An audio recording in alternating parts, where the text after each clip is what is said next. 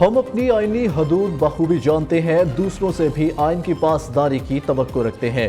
Army chief general Asim Munir کا P A F passing out parade سے خطاب۔ کہا آئین میں آزادی اظہار رائے پر واضح قیود کی پامالی کرنے والے دوسروں پر انگلیاں نہیں اٹھا سکتے۔ حق طاقت ہے، باطل کبھی طاقتور نہیں ہو سکتا۔ مقبوضہ کشمیر پر بھارت نے ناجائز قبضہ کر رکھا ہے۔ بھارتی جارحیت مقبوضہ کشمیر میں گونجنے والی آزادی کی آواز کو دبا نہیں سکتی۔ غزہ جنگ اس بات کی تازہ مثال ہے کہ جنگیں کیا کیا مصائب سامنے لا سکتی ہیں۔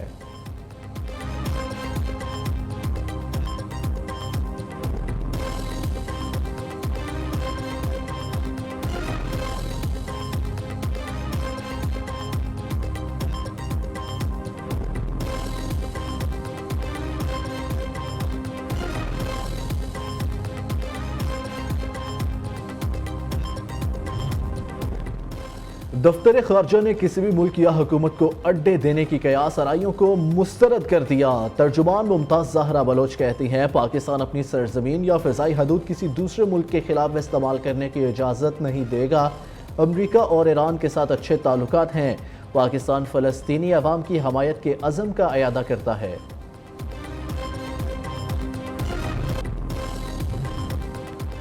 2 سال میں مہنگائی کا کم ترین سطح پر آنا معاشی بہتری کے آثار ہیں۔ مہنگائی کی شرح 39% سے پہلے 20% اور اب 17% پر آ گئی۔ وزیر اعظم شہباز شریف نے مہنگائی میں کمی کو عوام کے لیے اچھی خبر قرار دے دیا۔ کہا 16 ماہ میں جو محنت کی نگران حکومت نے اسے جاری رکھا، یہ اسی کے ثمرات ہیں۔ مہنگائی میں کمی اولین ہدف ہے۔ پیٹرول کی قیمتوں میں کمی سے بھی عوام کو ریلیف ملے گا۔ صوبائی حکومتیں پیٹرولیم مصنوعات کی قیمتوں میں کمی اور اشیاء خوردنوش کے سرکاری نرخوں پر عمل درآمد یقینی بنانے کے لیے اقدامات کرے۔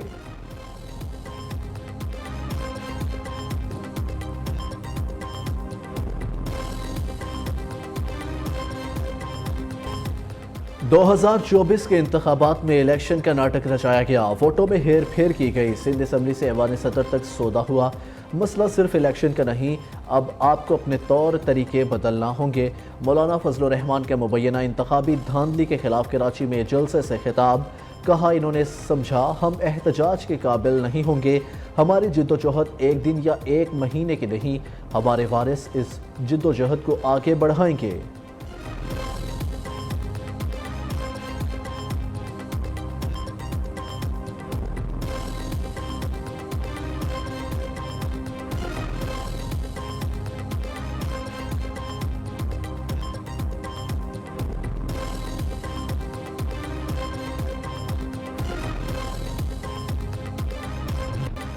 پی ٹی آئی نے مبینہ انتخابی دھاندلی پر وائٹ پیپر جاری کر دیا۔ انتخابی دھاندلیوں کی تحقیقات کے لیے جوڈیشل کمیشن بنانے کا مطالبہ۔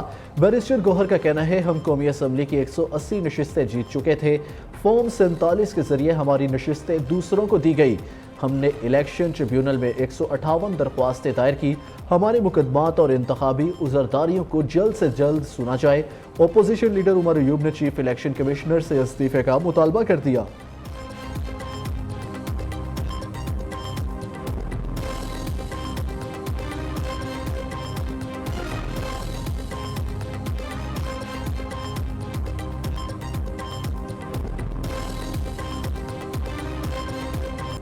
وفاق ہمارے پیسے جلد از جلد جاری کرے ورنہ ہم اپنے پیسے لینا جانتے ہیں۔ حق دیے بغیر آرام سے حکومت کرنے کا مت سوچے۔ وزیر اعلیٰ خیبر پختونخوا علی امین گنڈاپور کی وفاق کو دھمکی۔ تقریب سے خطاب میں کہا اپنے صوبے کا حق ہر حال میں لوں گا۔ ہمارے حقوق نہ ملے تو عوام کے لیے سب کو ساتھ لے کر نکلوں گا۔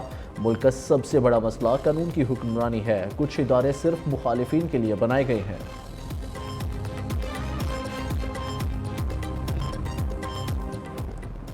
پاکستان میں کوئی بھی منصوبہ اٹھائے نواز شریف کی مہر لگی ہے۔ نواز شریف اور شہباز شریف کے منصوبے نکال دے تو کھنڈرات کے سوا کچھ نہیں بچتا۔ لوگ کہتے ہیں 7 سال کے بعد لاہور کے وارث واپس آ گئے۔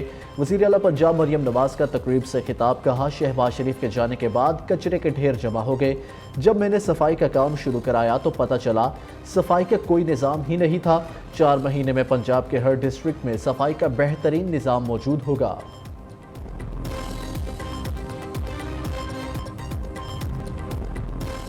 لاہور پولیس اور سیکیورٹی اداروں کی بڑی کامیابی، 3 پولیس ملازمین کو قتل کرنے والا مرکزی ملزم ساتھیوں سمیت گرفتار۔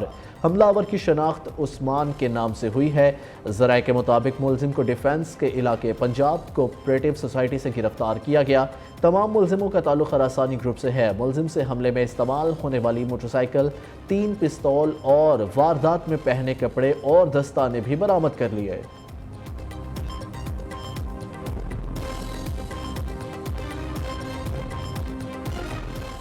گندم کی کٹائی زوروں پر مگر کسان باردانے سے محروم، وزیر اعظم کا نوٹس بھی کسی کام نہ آیا۔ کسانوں سے سرکاری ریٹ پر گندم کی خریداری نہ ہونے کے برابر، سرکاری ریٹ 3900 مگر کسان 3000 سے بھی کم قیمت پر گندم بیچنے پر مجبور۔ ریٹ کم ہونے پر کٹائی کے باوجود تیار گندم کھیتوں میں پڑی ہے۔ کسانوں کے تمام گروپس کا مل کر احتجاج کرنے کا فیصلہ، حکومت سے سرکاری ریٹ پر گندم کی خریداری یقینی بنانے کا مطالبہ۔ پنجاب کے مختلف اضلاع میں انسداد پولیو مہم جاری، 91 لاکھ سے زائد بچوں کو پولیو سے بچاؤ کے قطرے پلانے کا ہدف مقرر، 67,000 سے زائد ورکرز مہم کا حصہ۔ پولیو مہم کے پہلے 3 روز میں 67 لاکھ سے زائد بچوں کو پولیو ویکسین پلائی گئی۔ پاکستان کا تاریخی خلائی مشن آج چاند کے سفر پر روانہ ہوگا۔ پاکستان کا پہلا سیٹلائٹ مشن دوپہر 12:50 پر چاند پر بھیجا جائے گا۔